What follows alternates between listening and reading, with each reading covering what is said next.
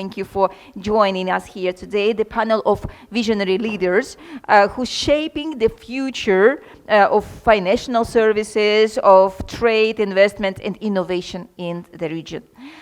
We're exploring today the fact that Cyprus is not only a geographical point on the map, but a strategic platform to work with Middle East. And actually, as an EU member, this is the closest EU member to the Middle East area, but also this is only a country of European Union that is in Asia geographically. So we have this proximity, and also we have the strategy behind it. It's for many years that Cyprus works and cooperates with MENA countries, and our panel will discuss how Cyprus can further improve and use the fact that it's EU member, and to explain to the Middle East about our regulatory stability and proximity to MENA countries, and to see how we can extend trade, relationship, and mutually beneficial cooperation.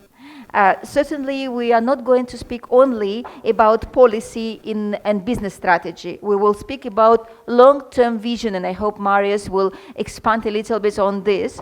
And it's about fostering the partnerships, activating our potential, and also building resilient framework for mutual economic growth. So we are privileged to have here 4 CEOs, all of you chief executive officers in so different enterprises, from Invest Cyprus, which was created 10 years ago. And during these 10 years, Cyprus Investment Promotion Agency first, and now Invest Cyprus works to develop the relationship. And Mr. Tanoussis has a lot to say what we are having now, what relationship or prospects we have with Cyprus and Middle East. You are here for how many years? 11 years, and the subject of banking, I remember the times when Cyprus was the center of Lebanese banking in the region and worldwide, and I would like to hear from you what's happening now in this respect, and in financial cooperation in Fintech area as well, between Cyprus and Lebanon and other countries. We can speak about technology a lot, and Cyprus became the center for Fintech. And we hope that you will expand not only on the field where you, Dimitrios, is professional, but wider in the cooperation with MENA countries. And Andreas, I know for a fact that you work a lot in this area, and you see big potential in developing Cyprus' relationship with those countries. So we will start with a question to Khalil. My question is, how Cyprus geographic and political positioning enhance its role to be a conduit, to be a link between EU and MENA region, and in what ways can Cyprus leverage its EU membership to facilitate trade and investment with MENA countries? That's the question I prepared for you. Okay, big question. Being of Lebanese origin, I would like to pinpoint one fact. The nearest capital to Cyprus is Beirut. It's 20 minutes in plane. It's 200 kilometers from here. So, sometimes we forget that we are neighbors because the sea is separating us. But Cyprus is the nearest neighbor of a lot of countries: Syria, Lebanon, Jordan, Israel, Palestine, Egypt, Libya. And these countries around us are very close. We have been having relations between Cyprus and these countries for hundreds of years. We have common culture, we have common business interests, we share the same sun, the same sea, and the same problems.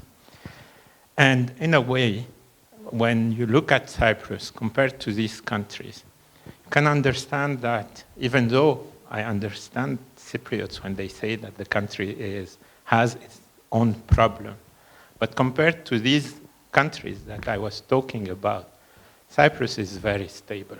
It's heaven compared to hell that we have in the neighboring area. So when it comes to do business, if you want to do business in the region, the best way to do business is to be based in Cyprus, and from Cyprus to address the whole Middle East and North African market. It is, in a way, the best situation to protect your investment and to be able to develop your activity. The local market is quite small compared to the potential that we have in the MENA region. And the MENA region is starving for the Cypriot knowledge, for the Cypriot experience, and there is a lot to do. Today, this region is devastated, has been devastated by wars, and has to be rebuilt. There is a huge potential for Cyprus to develop and to build on the relations with these countries. As you can notice it, when you have war in the region, Cyprus is benefiting because we saw it lately. A lot of Lebanese and a lot of Israelis came here after what happened. So it's a kind of safe haven for the people of the region. And this creates a link because we feel safe when we come to Cyprus. And it creates trust also in the people of Cyprus, in the capacities of Cyprus, and we discover what is available here. And when it comes to Cypriot coming to help when the situation is better in the region, this is fundamental also to have Cypriots coming and helping the countries rebuild. And we can see it today on a political level that Cyprus is very close to these neighboring countries. We have seen that a lot of initiatives were taken to help the countries in the region when they are going through difficult time, and to help in developing this region when the countries are going in good times. So I think geopolitically it's very important to stress this, and it's very important culturally to remind Cypriots that your neighbors are these countries. These are the closest countries to you. Thank you, Khalil, for so good start of our conversation. Thank you. It's just made a path for Marius to continue. And Marius, you participate in so many meetings, governmental meetings on the level of governments, but also meetings between business people with the countries from MENA region.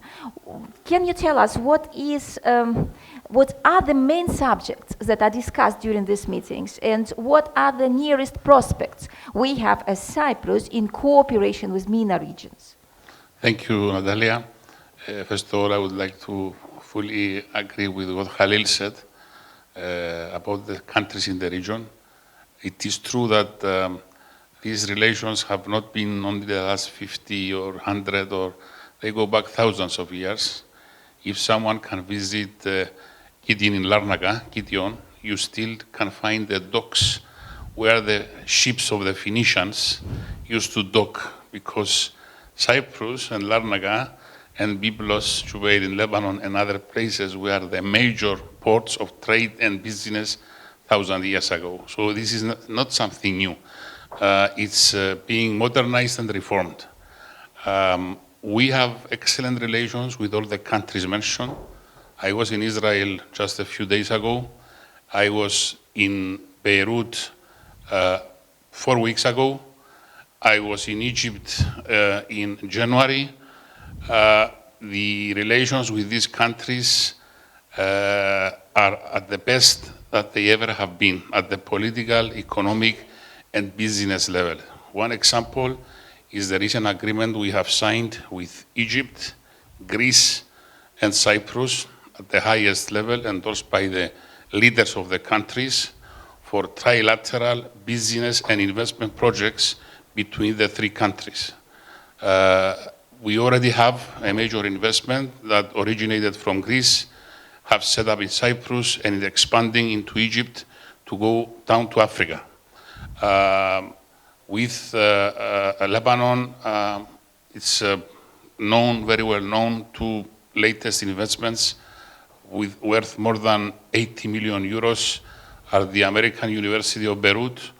They disclosed publicly that they have invested more than 40 million euros in Cyprus so far, stage A, and there is a stage B. Kasatli Group, beverage, bottling, again, more than 45 million euros, and they are going also for more. And these are only just two. On the Israeli side, thousands of people are employed by Israeli companies in Cyprus, Amdocs, eToro, many more Israeli tech and other companies are here in Limassol, in Nicosia, and all over the country. And we have also seen investments coming from Egyptian business people and investors, also from Jordan less, but it's increasing. Saudi Arabia, the first ever agreement where we discussed with the Saudi side, the Ministry of Investments and the Ministry of Finance in Cyprus, not only investments coming from Saudi to Cyprus and Europe, also investments from Cyprus into Saudi, but the two governments have also signed joint investments of Saudi and Cypriot business people in third countries. These are new things that are on the table that have never been there before. Share with us in what spheres. If we speak about Egypt, it's more or less understandable that most probably it's gas. Yes. Yes. If we speak about Israel, maybe it's medical tourism and innovations. When we speak about Jordan, what can be our cooperation with this country? Jordan is mostly on the financial services side for the time being, and tourism. We have energy on the table with the other countries, as you know, Israel, Egypt, and Lebanon also. We have healthcare sector. And with Lebanon today? The new government in Lebanon is being supported by the European Union, by the USA, by the international community. And we are trying to further enhance the business and investment ties. There are a couple of more investments that are coming up in the pipeline from Lebanon to Cyprus, important names. We are very pleased that the government of Cyprus and the government of Lebanon are in direct talks, and then they meet, our leaders meet, very often. They meet in Paris or in international meetings. Also, our president, Mr. Christodoulidis, is a frequent visitor to Beirut. These relations will further grow. Same, I can say, also with Israel. The relations with Israel are also at the peak, and they will further grow at all levels. So we are a country that is promoting peace, economic development, job creation for the whole region. There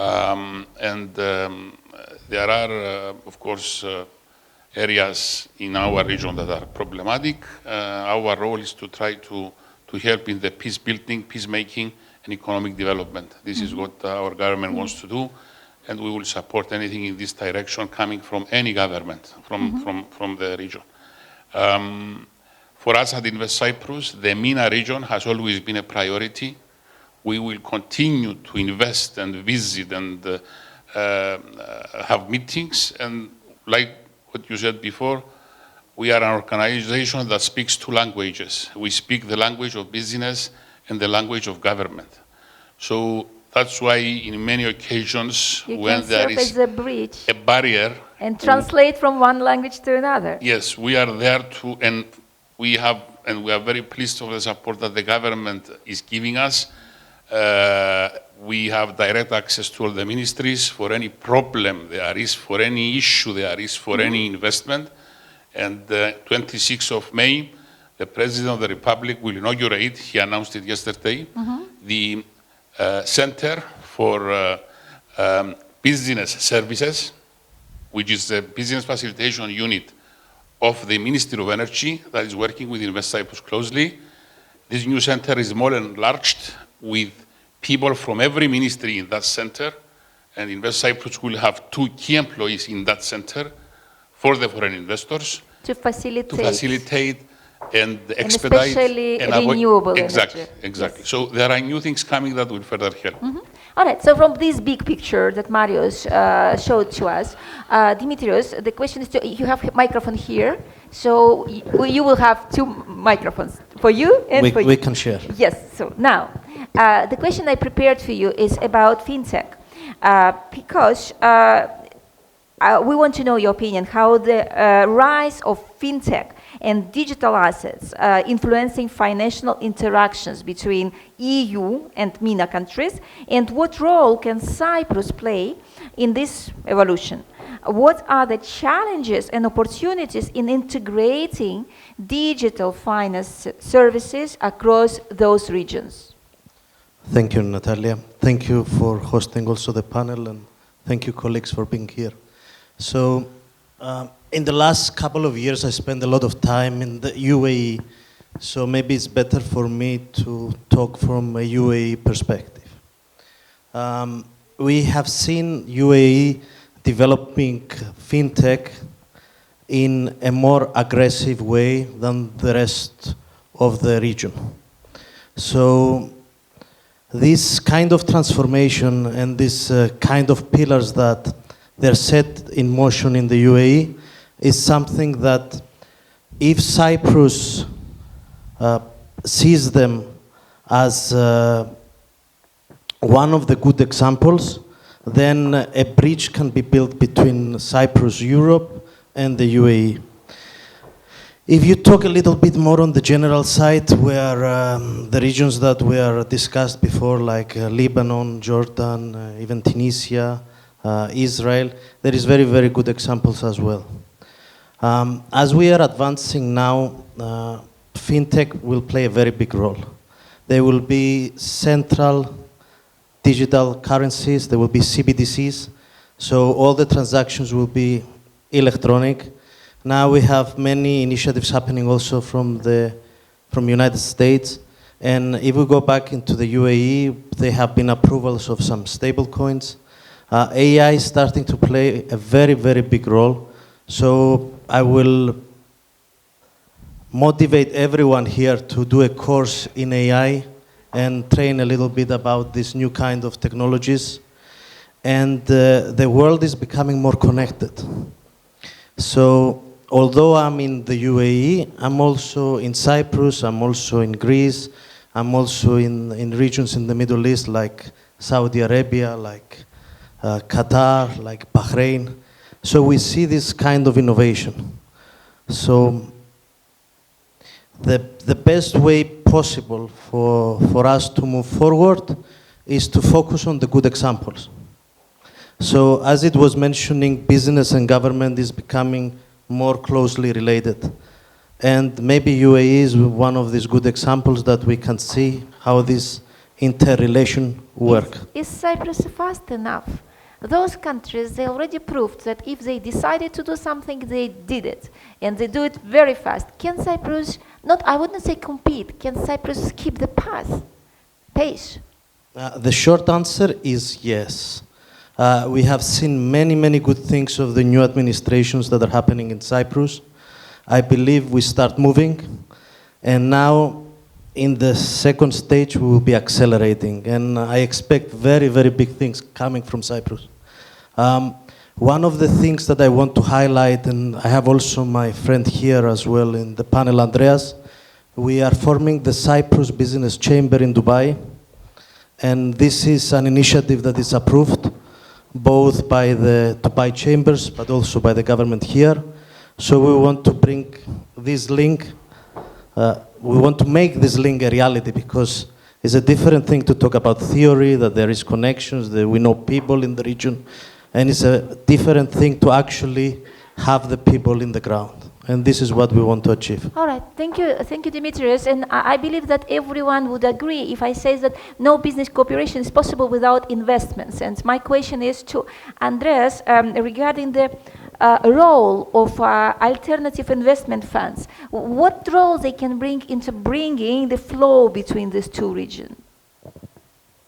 Natalia, thanks very much, first of all, for inviting us to the panel. Allow me, before answering your question, to comment on something that Mr. Khalil said. I want to remind everybody that business is about people. And what I discovered is that we share common values and common vision with a lot of the people in the Middle East. And immediately, the minute you step into a meeting, you are welcome because you are seen as being part of the region. And the close connection to Lebanon has been a very, very strong factor in assisting us expand our operations in the Middle East through the Lebanese diaspora. So the Lebanese diaspora, the minute you step in and you say, I am Cypriot, they see you as a neighbor, as a friend, and immediately they open the doors. Now, what do they open the doors to? If you're a European, you book a meeting for 30 minutes in a meeting room, you have an agenda, and then you may or may go out with a project. The minute you go to the Middle East and you go in the business through the Lebanese diaspora, you go into meetings the Lebanese style. You are invited into the Radana Hotel in the lounge. It's 3-4 Lebanese friends. You talk business, then they talk, they call into the meeting another 4 Lebanese friends and other friends from the region. And before you know it, you live with 30 leads, 10 projects, and 10 new friends for life. So from my side, I see that we have much, much deeper roots than the legal system, et cetera, et cetera. Now, Marius mentioned that we are at the best time in terms of our connections with this country. I would like to add one more element, which links back to the UAE. One of the people that has moved back from the UAE to Cyprus is the chief scientist in Cyprus. He was with us just half an hour before here. Just for the benefit of other people, but also linking back to the Fintech world and the investment world of technology. Now, this is a gentleman that brings a very huge book of connections from the Middle East, but also back to the US. So from our side, looking at it from an investment perspective, not only do we have the credibility of somebody who is considered a VIP person within the families in the UAE, but also somebody who is respected at the highest level in the countries where most of the companies aspire to grow into. So Cyprus is a bridge. Investment funds are a bridge. So it's a bucket where you take investors' money and you invest it into projects. They're absolutely crucial because they give credibility, they give the framework to investors to invest into projects. And this is exactly what Cyprus brings to the table. We can either talk about Cypriot funds, which are European Union funds with all the credibility of the European Union, or we can talk about the Cypriot involvement in UAE funds. So the UAE have been traditionally investors in major projects. Now they expect that people who go and ask for money in the UAE, they should have their own local presence, UAE funds. But they don't have the level of expertise that perhaps we bring on the table, being members of the European Union and actually being, involved in these projects longer than they have. So I see funds are critical for investments, and I see the role of Cyprus to be very, very critical, or can play a very big role in being involved, at least in the fund sector for investment. So you give a new dimension. It's all about relationship in this area of the world, but not necessarily that Cyprus comes alone with its own business and try to find what to do, but Cyprus can participate in existing business in the Middle East and find its roles there. But for this, Khalil, what infrastructural changes should be done? What regulations should be changed or adjusted in order to do so? What's your opinion? Okay. First of all, I would just add on this that what you said, that in fact, Cyprus and Lebanon, for example, we have competences, we have knowledge, and we have, as Andreas said, the Lebanese have opened doors in the area, in the Gulf area, because they have been working there for years, and a very large diaspora working there that opens the door since the beginning, since when Dubai was still a small port and a lot of sand around. So this knowledge of the region is very important. And Cyprus, being a European country with also a high level of education, an open door on Europe, when you put them together, it creates very good power and it opens a lot of doors. It opens doors for the Lebanese in Europe, and it opens doors for the Cypriots and for Europe in the region. And just Marius was talking about Kasatli. Just to give this example, even though it's not digital, they had a very good factory in Lebanon, and they were producing and they were exporting to the Gulf. And they created a factory in Limassol area in order to be able also to export more in the Gulf and to open the market in Europe.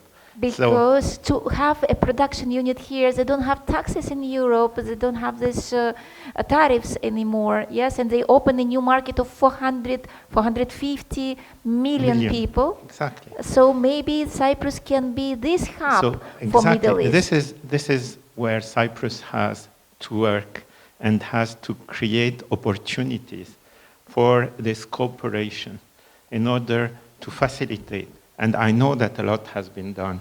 A lot has been done to attract companies to open factories, to open services here in Cyprus. And I know that a lot of other Lebanese companies are planning to come. I cannot talk about them because it's confidential. I think Marius knows. But a lot is done. And this is the way to go forward. Connection with these countries are to be developed, political connections, planes having also agreements for trading and facilitating trade, facilitating the capacity of people to come and settle in Cyprus, or to Cypriots to come and open businesses in these countries in order to create this synergy. Mm-hmm. The region is mainly small countries with high capacities. We have to work all together on developing this, because we will have to confront huge economies. China, India, and the competition with them is not easy if we cannot bring something over and above, and if we cannot bring experience. I can add to what you are saying, that to work only for the market of 1 million people, which Cyprus is, for many companies, it's not the goal.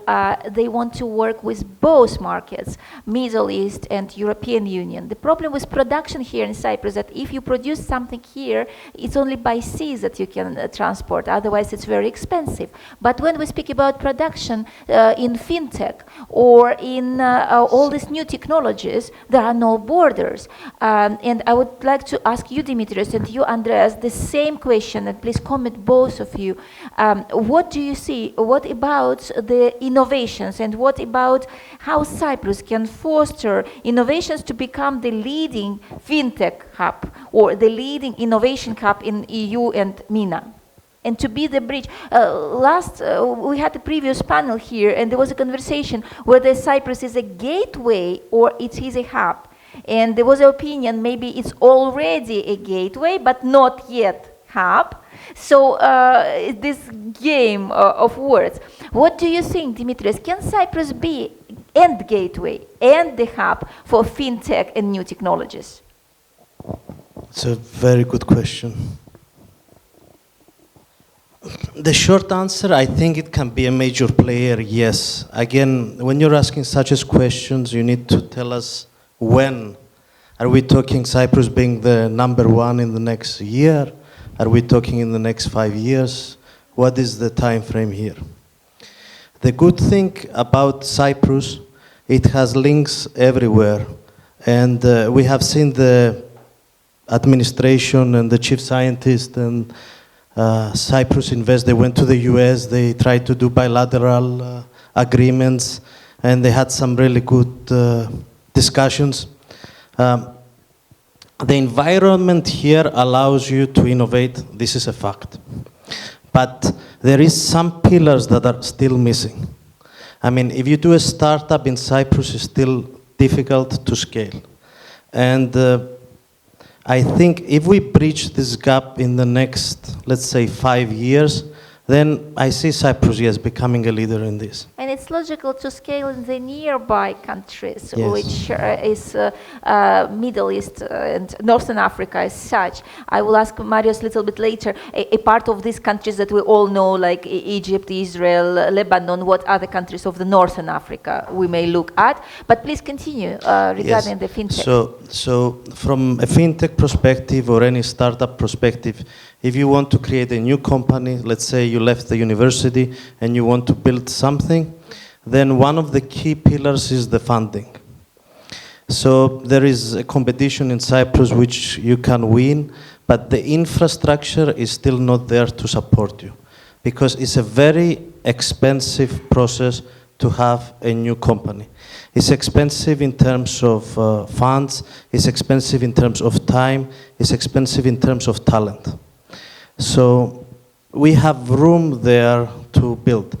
We have seen amazing examples in Israel, which is the center of startups, although it's a more difficult environment than Cyprus, as you mentioned as well. And some of these places are, as you mentioned, they consider to be hell, where in Cyprus we are in heaven.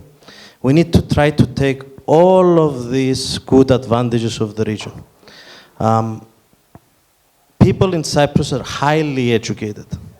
So if we motivate them in the right directions and we tell them, listen, you can be business owners, you can be entrepreneurs, you can create unicorn businesses, because now with these new initiatives we're even more closer to America than we ever been before. I mean, I haven't seen any other administration going in a road show in the US. And finally, I want to close that. If you're looking to scale, also Middle East is a good place. And again, I'm talking from the UAE because I have more experience in this area. So we have seen people even from Greece that did very big startups in the UAE, and they sold it for multiple millions, like InstaShop is an amazing example. Mm-hmm. And do not limit yourself. You can build something and then you can scale it somewhere else. Okay. Andres, what do you want to add to what Dimitrios said? My position is that Cyprus can be both the gateway and the hub. Mm-hmm. If we break it down in simple model, and we say that a company has two stages: startup, scale-up, exit, A and B. In Cyprus, we need to attract the startups by giving them the incentives to set up quickly and then get funding. So at this point, we are introducing the Cyprus Investment Fund that will be investing in Cypriot funding, in Cypriot startups, plus with the support of the European Investment Fund. So I'm optimistic about this. We still have a lot of ironing out to do in terms of how easy it is to set up in Cyprus, how easy it is to create an ecosystem. And the other initiative is about bringing brain back to Cyprus. So some of the initiatives at the government level of inviting scientists from the Cypriot diaspora back to Cyprus will support the startup system of Cyprus. Now, if we look at the B stage of scaling up and compare it to Israel, one of the reasons why Israel was successful was that they had a market to go to when the companies were growing. The Israeli companies, if they were successful, they would go to NASDAQ. And they knew how to list them, and they knew that they would be supported. Now, this is definitely something that we are missing, but we do have a huge opportunity here. We have a stock exchange that has been idle since 1999, and it's actually an anathema to mention with a lot of people in the financial world. However, it's a stock exchange in the European Union. It has value within the European Union, and it has value if it was coupled correctly with a stock exchange either in Israel or in Abu Dhabi. So imagine now the scenario whereby companies are interested in Cyprus because they are scaling up, so tax becomes important. But tax is not important when you're a startup. So our tax incentives are not really that great for a startup because they don't have money to eat. But it becomes important when they scale up.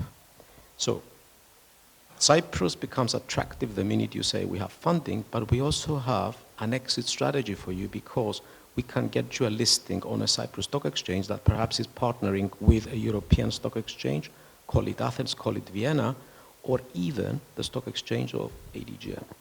Is it ambitious? Yes, it is. However, the right people are in place now to take that step towards creating the connection between Tel Aviv Stock Exchange, Abu Dhabi Stock Exchange, and perhaps Athens or even Vienna Stock Exchange for Cypriot companies. Khalil and Marius, I would like to have your comment on this ambitious vision. Yes, I would like to comment on Gateway Hub. I think Cyprus is a gateway. This is obvious, and it is also due to the geographic position of Cyprus. To become a hub, you need also to have the mind state of working as a hub. And to talk about personal experience, when we decided to maintain the bank after the crisis in 2013 here in Cyprus, we had to review our model. And we decided that if we were going to compete with the big banks locally, it was sure that we wouldn't survive. So we said, what could we do from Cyprus? And what we could do from Cyprus is also to service other countries and other activities outside of Cyprus. I can tell you today that 50% of my activity in terms of financing is financing companies and corporates outside of Cyprus, and only 50% of my activity is financing corporate in Cyprus. Meaning there is a market to develop in Cyprus, but there is also a view of servicing other countries and the neighboring countries. And by our DNA, we are turned on the Lebanese diaspora and on this Lebanese diaspora who is working in the UAE, in the Gulf area, in Saudi Arabia, but also in Africa, in South America. And since we are talking about the Cypriot diaspora, I will say one word about the Lebanese diaspora. We have 3 million, we stopped counting a long time ago in Lebanon. We have 3 million Lebanese in Lebanon. We have 15 million Lebanese outside of Lebanon. And they are still feeling Lebanese. And today, the money that they are sending to Lebanon is supporting the economy in Lebanon. So the role of the diaspora is very important. And the diaspora opened doors, and the diaspora can create work in Cyprus, outside Cyprus. Marius, these three gentlemen were talking for so long time, and you were observing them, so I'm sure you have now a lot to say. Well, thank you. I came by naturally to the story that Khalil mentioned. Actually, the diaspora of Lebanon is huge, like he said, and from what I understand, there are 6 million only in Brazil, 6 million Lebanese diaspora. And for me, it was a big shock a few years back when somebody from Beirut was stopping in Cyprus. The embassy of Cyprus in Beirut called us for a meeting from a Lebanese who is in Brazil, who was visiting Lebanon and stopping in Cyprus for 2 days. He was a meeting with Invest Cyprus. He said, most welcome. So we arranged the meeting in Nicosia, and I was thinking, what does this Brazilian guy wants now from Cyprus? You know, he's in Brazil, he's not in Lebanon. So after the meeting, I was really impressed. He said, basically, look, we are living in Brazil. I have my company in Brazil. I have family in Lebanon. I'm Lebanese, and I'm visiting Lebanon very often, more than 4 times a year.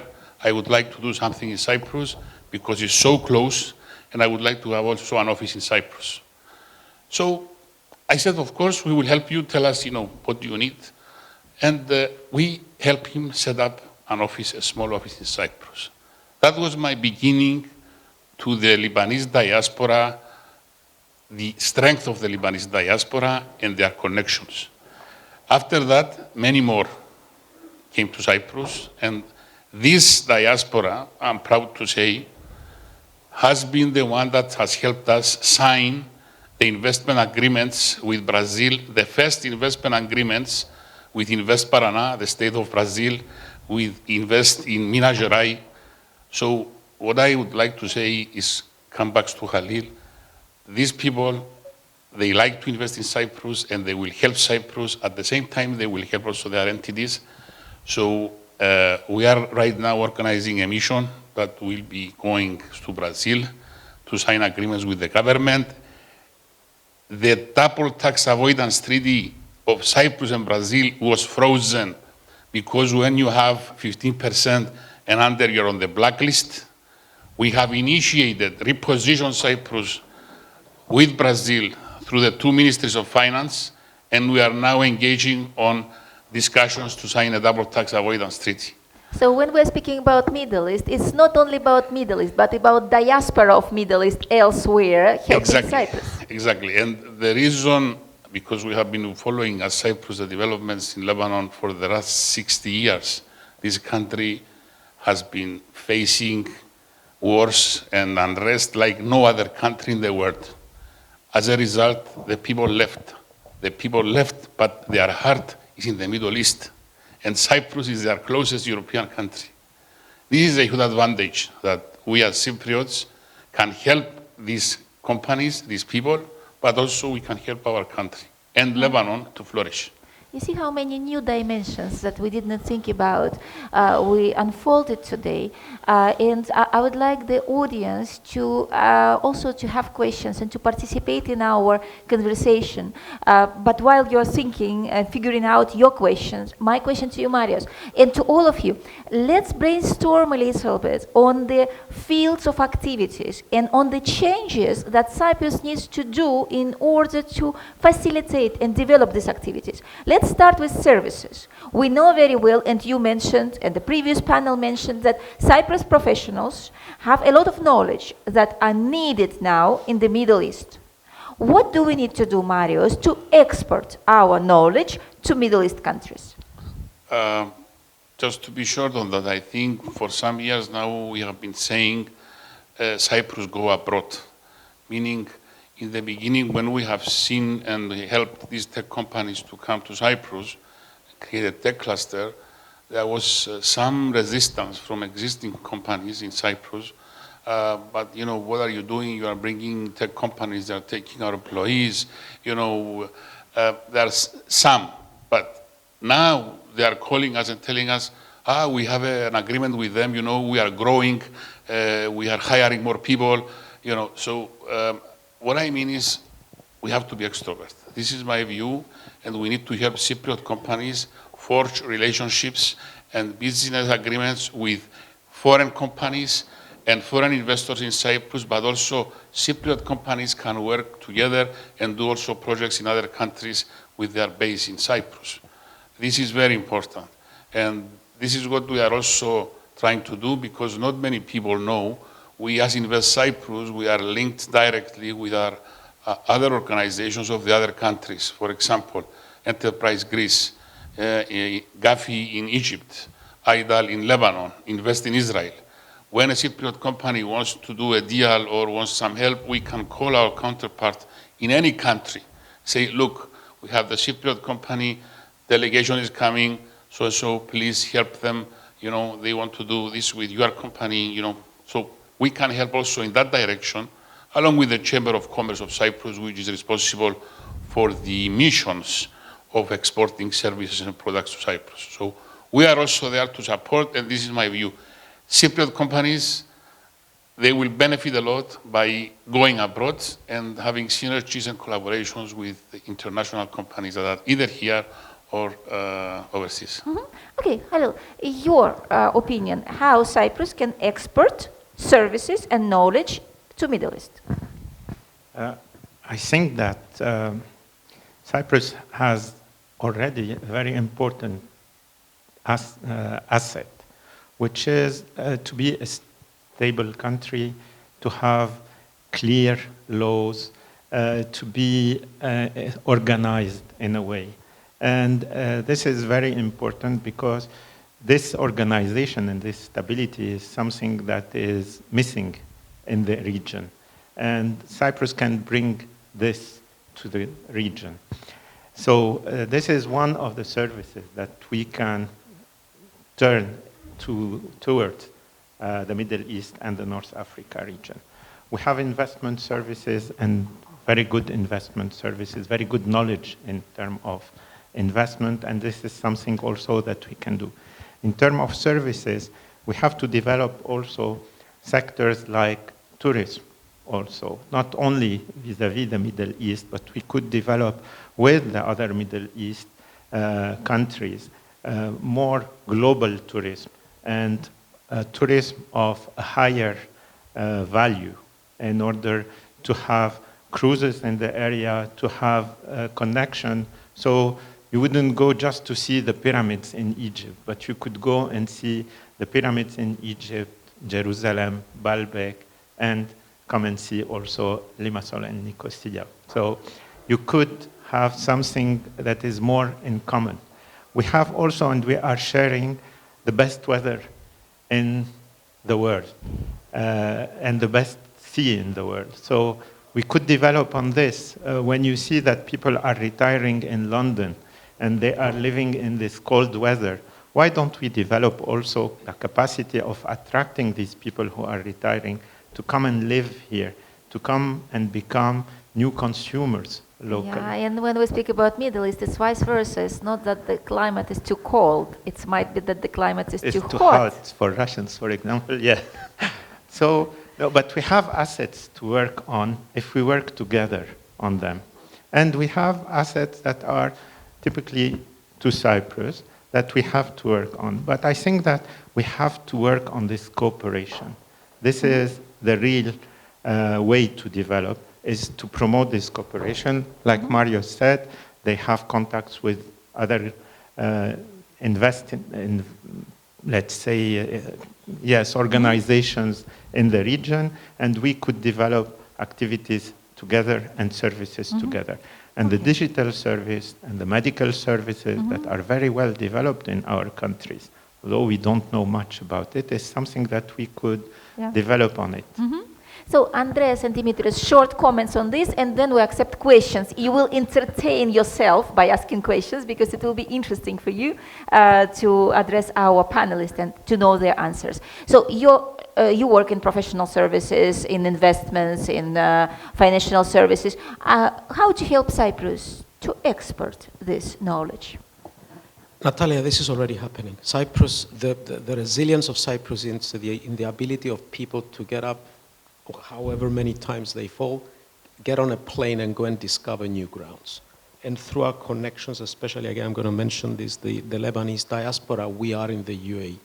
Now, I'll mention two examples that I have seen working very well in terms of the professional services. When we joined the European Union and we felt the burden of all the extra regulations, compliance, AML, KYC, etc., we saw that as a heavy cost. A number of companies actually saw the opportunity to export that, and today I even met two companies that are offering consulting services to the UAE that is implementing all of these things with 2 steps behind the European Union. Example number 1. In our field, we have been in the funds business since the early 2000s. The UAE is developing into a funds jurisdiction now because they want to make sure that whoever asks for money from the UAE, they need to have a presence of a fund there. So the first people they went to the traditional centers like the Luxembourgs of this world, and they saw them as a huge competitor and they shut their door. So when we turned up and we said, you know what, we know the same stuff as the Luxembourgians. And you know what, we're actually friendly and we would like to have a coffee with you. We don't need an agenda. We'll sit in the Radana Hotel and we're going to talk about your son and your kids and your family. Relationships, that's what we discussed. And then we started getting invited to iftar. And we started having, people calling us Habibi, come and see me, or Shukran. Then we realized that we could actually pass on the message at the level which really matters in business, people.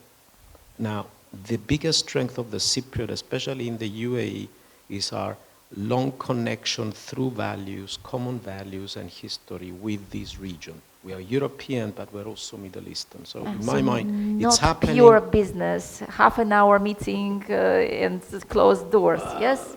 It's a long-standing relationship, yes? First, you build friendship and then business follows. You see this when you see your competitors coming from Germany, the UK, Luxembourg. They come in with their ties. That immediately they start apologizing for being 30 seconds late in the Middle East. They say start ticking off things on the agenda, and then they get an inshallah, and they go back home, and they wait for inshallah to call them back. Now, when we sit down and we start talking about how's your family, where are your kids, how do you feel about this, and then you find the connection, the Greek experience. Everybody has gone to a Greek island, and immediately we're seen as Greeks. We listen to the same music. You share a YouTube in a meeting, and everybody's like, he's my friend, right? All these things matter. I know it sounds very much lower level than the level of education of Harvard, MIT, and whatever else is sitting in this room, but this is the Middle East. The Middle East is, we have been traders, we have been nomads, we have been people who had to fight wild trade and protect our families. We have been through turbulence. Lebanon has gone through war. Cyprus was actually rebuilt through our connection in 1974 from the Middle East. Lebanon. Now, all these things have actually got credibility and connections that go beyond any kind of regulation and things that... We don't sign contracts. We build business relationship and we shake hands. Shake hands. Yes, it's very important. When you have the business relationship and you shake hands, you don't need a contract. And this is how it works. An interesting comment. Yes. Yeah, very deep. Dimitrios, and then questions. Okay, I will try to answer it a little bit different because you captured so many things that I think it's extremely important to have a vision, and we might be lagging in this vision. We need to set a very big vision like Vision 2050. We need to put some very strong pillars, and we just need to follow and execute. If we manage to do this, then of course the exchange of information, because you mentioned how we can bring education outside of Europe to the Middle East and how we can bring education from the Middle East back to Europe. I mean, the bridge is still there, but we need to understand what we want to achieve as a nation. Of course, a little bit of more branding about ourselves to say how happy we are to be in this piece of paradise is very, very important. And I always say this example in the US where they have the American flag outside of their house. They are all very proud to be Americans. And I think now with the new generation in Cyprus, this is shifting because I am proud to be Cypriot and I'm proud to be here with you guys. Thank you. Thank you. So, yes, we have a question. Please prepare yours, Pavel. What do you think? Because I realize that Cyprus has got its wisdom of longevity. And for the MENA countries, they are growing. There are a lot of young people, but soon they will become older. Can the Cyprus be the retirement paradise for them? Who wants to comment on this? It's true that, like a lot of European countries, Cyprus has, for all developed countries, in fact, you have a different aging population now. The region and the MENA region is a very young region, but it's a very young region because it has not been developing lately, because it has been through wars, through different turmoils, and a lot of people leaving, coming, etc. So this will change with time. What we are talking about is to create a view for the next 25 years, saying 2050, where we would, in a way, create more relationship between Cyprus and its neighboring country. Cyprus helping these neighboring country to develop and not to become a retirement place. We want Cyprus to be the leader of the development of these countries, the model of development of these countries, because Cyprus had the capacity, as we said, I have a friend who is today in Dubai, and he's helping implementing the new regulations, because we have implemented these regulations in Cyprus. And this is the role of Cyprus, the big brother or the big sister. Khalil, I or would the like big mother also in a Marius way. to complement a little bit, Because and we have potential about in the maybe region. not so much retirement, but medical tourism, because Middle East and Cyprus have a lot of agreements, and maybe you give an example also how the new type of clinics can be created here in Cyprus. That's very correct, and Cyprus does have a need actually, and it's the ideal location to establish state-of-the-art rehabilitation centers. Can you give any examples or success stories or plans without naming the companies? Well, there are 2 plants currently that are under process. We don't know if they are going to be implemented, but there is a will. But surely, all the countries in the region would love, when you have a certain age, and now with the medicine and the treatments, people live longer, you end up requiring, rehab more frequent than before. And it's important to have these 1 or 2 rehabilitation centers in Cyprus, because they will get from the whole region, from the whole Middle East, North Africa region, they will get patients, they will get people to come and visit, but these centers are not just, rehabs. They have guest rooms, you have for post-operation patients to come and stay for a week or 2 weeks. The carer, the spouse can come and stay also there. They should be in certain locations at a certain height, 600 meters above sea level with some trees around. I mean, this is the way of a modernized rehabilitation theme park, not places for the elderly with some nursing and some, physiotherapy. No, these are not state-of-the-art rehabilitation centers. It's like a village or a set of hotels that will serve the same age category. Exactly. It needs to be available also to Cypriots, but also to foreign people coming. So we do have a need for this. So I very much believe that this would be a very good idea. I would like to comment on the fact of business relations. There was a study done by Harvard for the success of the future in business, investments, and they said that it's relations that will determine, the successful business people, organizations, and investors of the future. So it's all about relations. It's all about meeting people, connecting, and treating them well and being open. And in our part of the world, like it was said, we have a different mentality about, business relations. We need to know the person. We need to know the family. Before we discuss the business, we know, what's the family background, how many kids, for example, where are they studying, what's your football team. These things are important, and they are being shared by all these countries. Yeah. Okay. It's not the same, elsewhere. Yeah, I agree with you. And Andres, very, very short comment. What about investments? Is this sphere, wellness, medical care, longevity, attracts attention of investors nowadays? Natalia, yes, it does. And Cyprus is actually a place where you can build successful prototypes to export them. So whether this is a rehabilitation center or an assisted living, if you set up the right structure here, then you can duplicate it across the globe.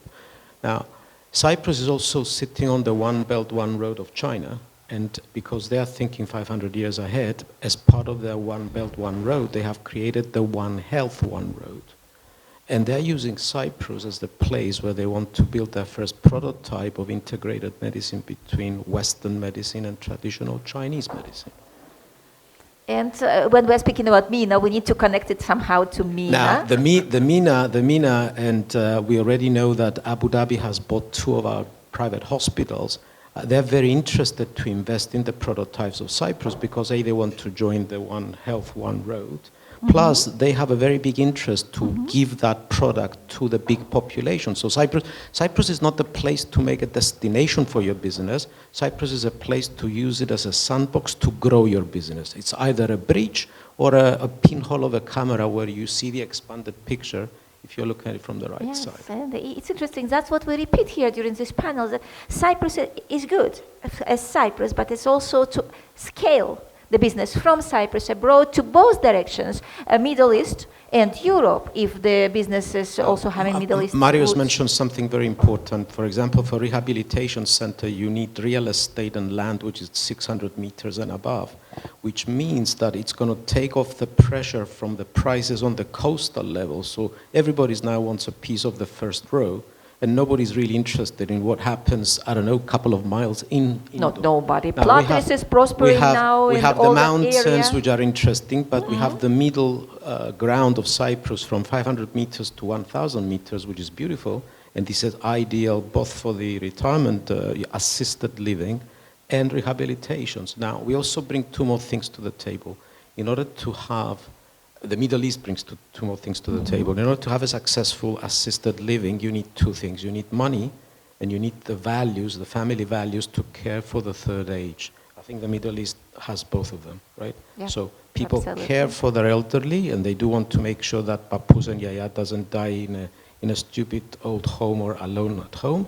And they do have the money to invest in them, making sure that the third part of their life is good. The So quality I of their totally, I mean, I'm very much in favor of your plan. Pavel, you know where I stand with We you. have one or two questions.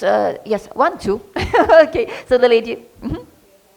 So we talk about transborder relationships, and I was wondering, how can we shake hands with war criminals? How does this promote the vision of peace we achieve as a nation? And do we truly share the same values with Israel as we share with Lebanese people? Okay, we're speaking about Middle East, and let's try not to make it very political and not to touch sensitive subject, but still, shaking hands. What's your very short comment on this?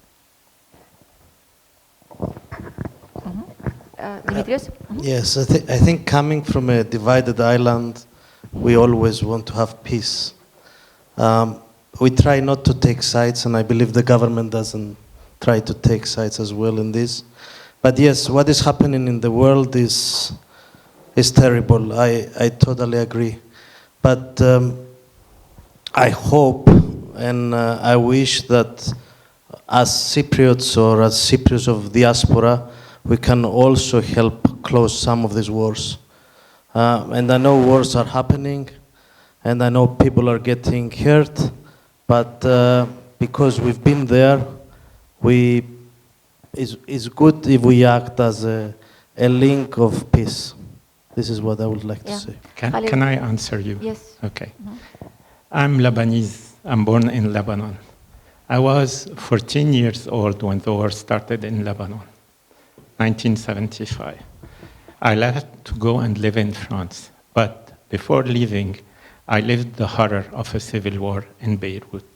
And I know that no one is clean and no one is perfect in a war. Okay? From both sides, from all sides. So when there is a war, there are war criminals from all sides. I don't want to comment on Israel and what's going in Gaza. I know that it's horror. But I believe, and I lived it, that there is a difference between the warlords and the people who are following them or the people who are massacred by them. And there are warlords from both sides, and there are war promoters from both sides. Believe me, there is no good party and bad party in a war. Khalil, thank you very much for your sincere comment. And let's switch back to business, and the question is? My question is different. Your analysts have come from Cyprus, that relocated to Cyprus 10 years ago, and I would like to ask a question. Cyprus mostly exports financial services. Is it possible to export other services as well? Because we work with companies in Egypt, Lebanon, and Israel as well. So can Cyprus become a hub for non-financial services as well? For example, what can be this type of services? Tourism, we mentioned. What else? Marketing. Okay. Herbs, wines. Oh. You know, go back to our history. Okay, it's production. We speak about services. Services. But there is know-how behind this. Oh. So effectively, even though we can never have, let's say, enough quantities to compete with countries that have vineyards and vineyards, we have know-how that other countries don't have. Zivania Gumandaria at the moment, friends that we both know with George, are actually being exported in regions like France, and the know-how is being exported to prepare similar wines from Cyprus. And the same goes with our knowledge of how to make perfumery. Cyprus is one of the oldest perfume-making countries in the world. With 4,000. So it's a new dimension of services and I think consulting George in the fields which we did not think about. For the European norms and for the regulations, Europe has been member of the European Union for a while now. And we have a knowledge about this. And these countries who want to develop their activity and want to export to Europe, they have to learn about how to produce under the European norm. So, for example, a lot of consulting companies who have lost a lot of their businesses here in the service area, are turning towards the countries who want to be able to export their products to Europe, and they are going and helping them on implementing the EU regulation and the EU norms. Mm-hmm. This is a new service, and I think what we lack sometimes in Cyprus is to sit and think about how we could develop new sectors of activity, how we can leverage on our experience. And yes, to summarize, first of all, our experience, what do we know? What do we know, and how we can put it in action, and how we can sell it, and how we can make our neighbors profit of it. And this is very important. I'm more Cypriot now than anything else, because I'm French, Lebanese, and now Cypriot.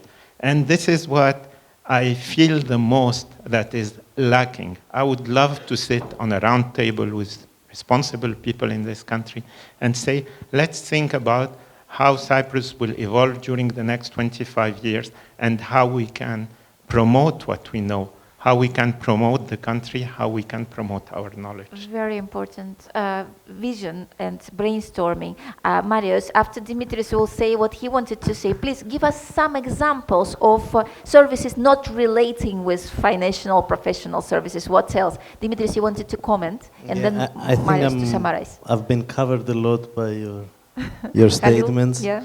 But let's bring it back to vision. You're right. We can all unify with a very, very good vision. And Cyprus is open, and it's open for business. I mean, if you guys haven't had the pleasure to visit Dubai or Abu Dhabi, please do. And of course, do not do it in the summertime, because all of you will be, it's horrible there in the summertime. I mean, but after September, your horizon will open, and also you will learn new things, and you will see services as well, and you might be able to preach this even better, because it's a different thing to have the theory, it's a different thing to have the practice. Yes. So, Marius, any examples of different types of services? Yes, of course. I think we can have in the tech industry, there could be. And some companies are doing it, that could be software, it could be, IT-related services or products being exported to the nearby countries. We have pharmaceutical companies that are exporting successfully to many, many countries. But we're speaking about services now. The question was not about production. Services like knowledge, maybe. Knowledge, yes, and of course, knowledge. Here. Yes, I agree. Cyprus has one of the most attractive IP regimes worldwide. At this present time that we are talking to, American companies are bringing in Cyprus some of their IPs. They have company here, and they are bringing IPs from the USA to Cyprus. So anything that has to do with invention, research and development, these are very important, and it will grow further. Agri-tech, we have a lot of land. We're a small country, but we have land available. And now with agrotechnology, it's possible to reactivate this important sector, because in agriculture, you produce for your own country. And if you have, let's say, new methods, with new technologies, it could be possible to even export. For example, products, I will take the example of halloumi. We export 1,200 tons of halloumi to Saudi Arabia, only to Saudi Arabia. And Saudi Arabia needs more. So there is a need for innovative technologies and investments to come into Cyprus and establish more farms. And I was told this by the Minister of Agriculture a few weeks ago. We need more farms in Cyprus Yes, to and produce then also milk. to export know-how. And to export know-how, exactly. So there are a lot of opportunities. We'll be more than glad to discuss You them. see, we are finishing in a positive way. Now I would like to ask Andreas, Khalil, and Dimitrios also 2 words each to summarize what is the most important you heard here today, because we are ending our discussion, or maybe what was not said, but you believe it's important to be said. Andreas. 2 things that I heard today that are very important, close to my heart. First of all, business is about people and the connection of all these countries in the Middle East, and we should definitely capitalize on our long history and connection. The second thing is vision. You mentioned Dubai. My first visit in Dubai was in 2004. That's when the Sheikh published his book, My Vision, in Arabic only. I immediately wrote to him and I said, "Sir, can I have a copy of your book in English the minute it's published?" I got a transcript 2 weeks later. Now, when you read that book, you understand the passion and drive that this guy has, connecting his ancestors with the vision of the future and the values of the family.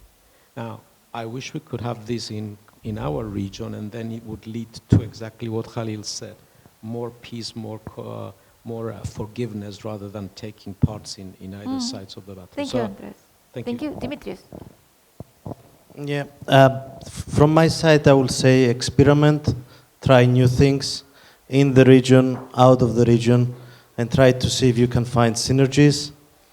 And the second thing that I liked a lot is maybe someone from our diaspora can meet someone from the Lebanese diaspora, and they can do something together. And this is very fascinating and extremely dynamic, so thank you. Marius, your summary. I think it has been all said, but we are here because of Cyprus Diaspora, and we are talking how through Cyprus Diaspora we can be linked to the Lebanese Diaspora to help our countries. Okay. This is the most important one. Yeah, we spoke so much about Lebanon today. Khalil, for you to finish this, the final of the final word. I think, and I want to talk to the Cyprus diaspora, it's very important to keep the link with Cyprus. The link is not to come just to spend 2 weeks every year. The link is to see how we can and how you can help the country in order to promote the country in the countries where you are living, in order to promote also the country for its knowledge, for its capacities. This is what it is about being a member of the diaspora. And if you consider that I'm a member of the Lebanese diaspora, I'm Cypriot, and I want to be Cypriot now. In a way, because we talked about Lebanon here, I served Lebanon by talking about the Lebanese experience. So wherever you are, serve Cyprus and talk about Cyprus.